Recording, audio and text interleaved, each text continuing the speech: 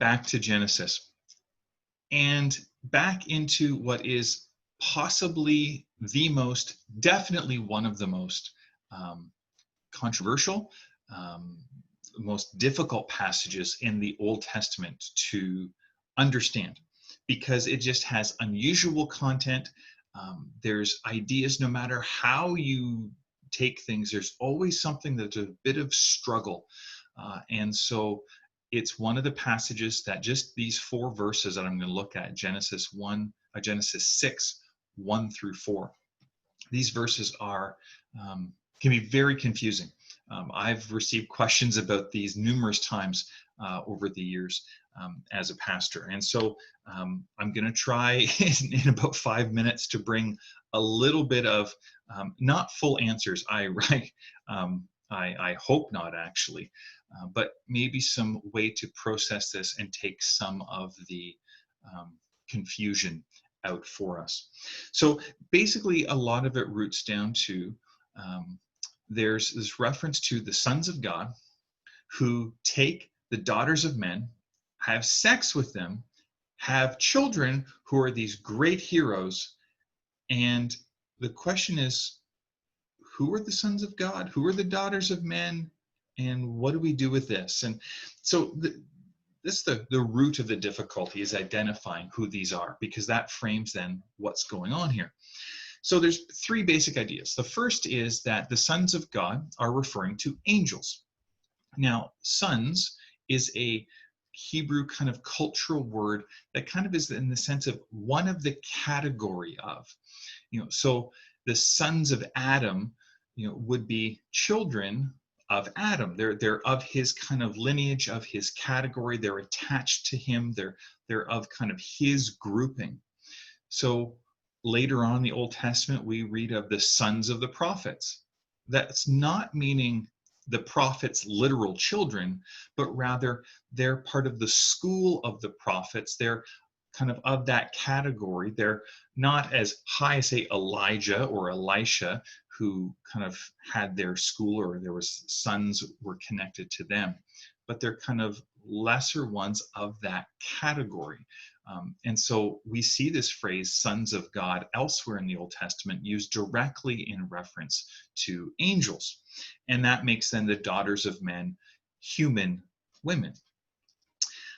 Then another one is, well, they could be sons of God is referring to those who are faithful to God. So those who are following the line of Seth.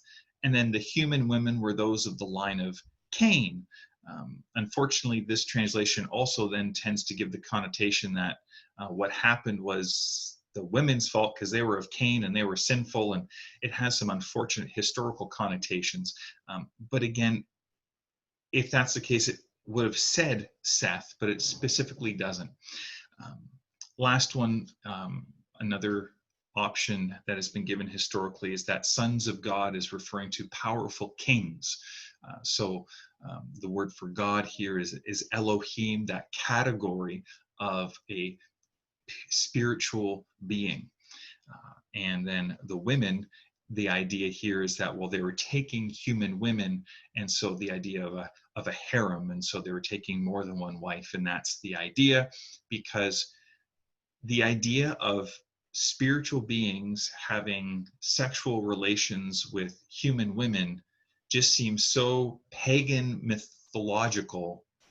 It doesn't seem to make sense to even some other aspects of the biblical narrative, where, for example, Jesus describes angels as, not marrying, or they don't have that kind of capacity or relationship.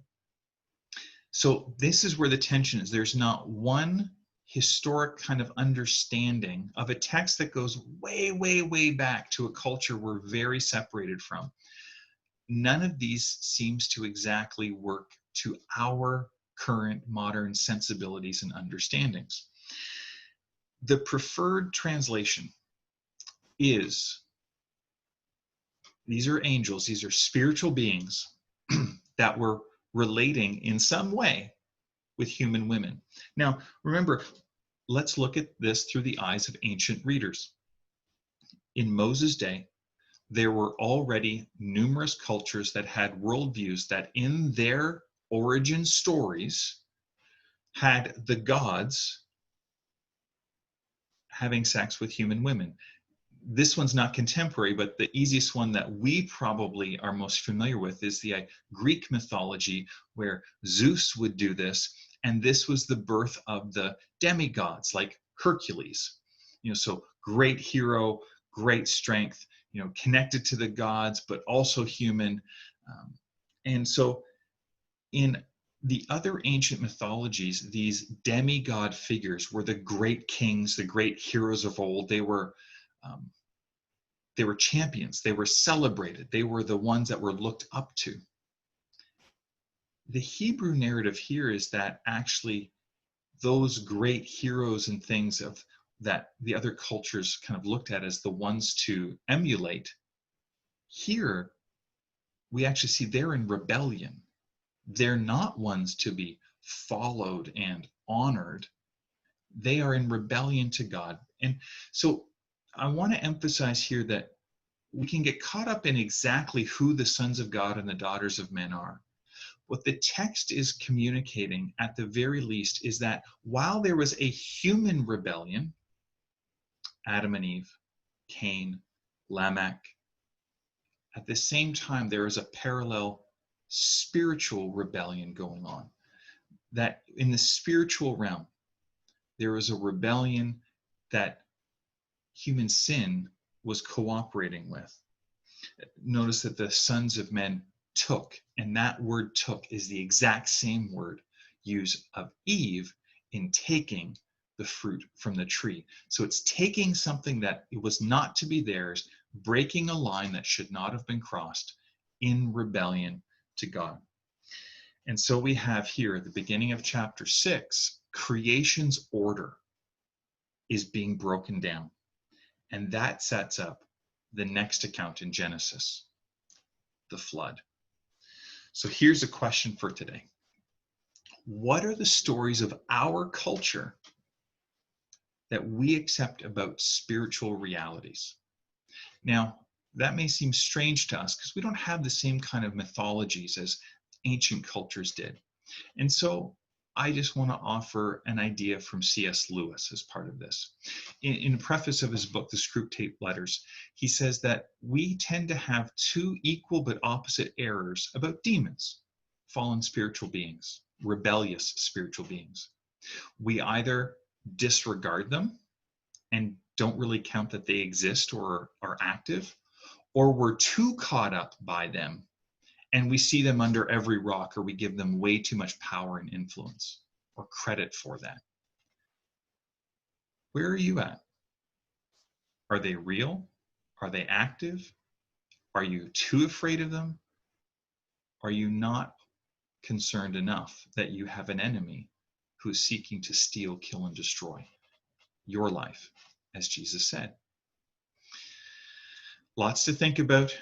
I'm sure it doesn't answer all the questions. It may have caused a few more. So this has gone on long enough. May the Lord bless you. May the Lord keep you.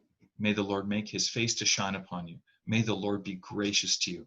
And today, would you know his peace?